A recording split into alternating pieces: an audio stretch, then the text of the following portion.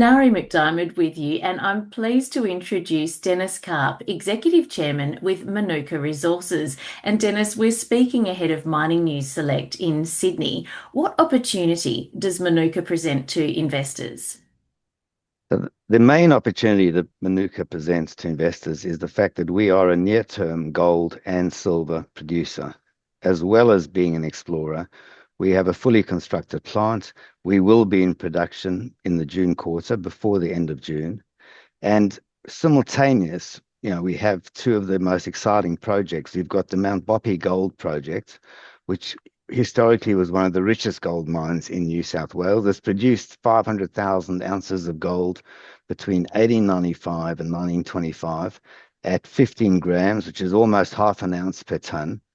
And the Wonawinta silver project, Australia's largest primary producer of silver. So being a primary producer, we produce silver metal. Most of our competitors or peers would produce silver in a concentrate. That's the opportunity that this presents to any of our investors. Now, you've touched on a couple of the historical points of Mount Boppy, for example, but what for you are the key features of your Wonawinta Silver Project and Mount Boppy Gold Mine? So the highlights of the project are short-term cash flows, which will be flowing through the fact that they are fully permitted. The infrastructure is already established, so there's no amortization costs of note that are going to be applied.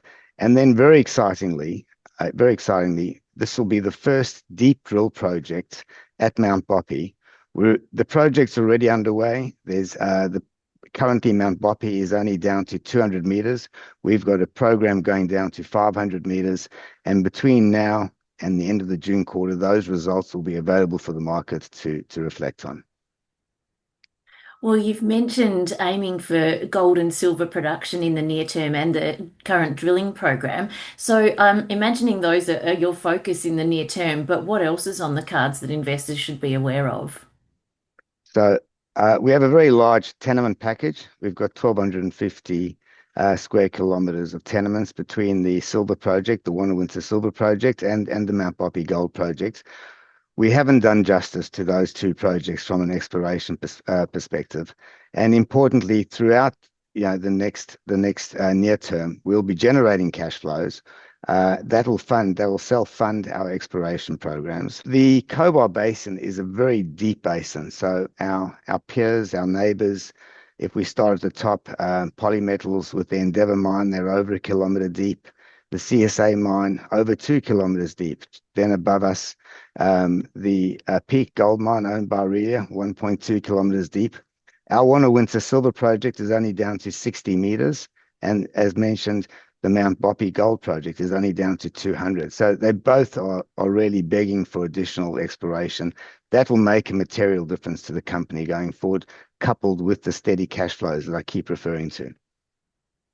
If we zoom out a little, Dennis, to the bigger picture, what does success look like for Manuka?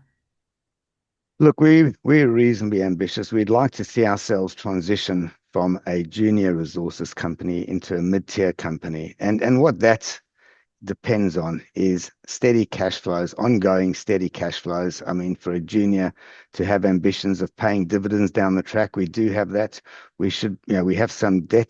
We have some debt that will be coming onto our balance sheet. That's been announced to the market. That can be repaid very quickly from our production cycle. From that, we have a 10-year mine plan. So just again, steady cash flows, growing our resources base, our existing resource base, both gold and silver.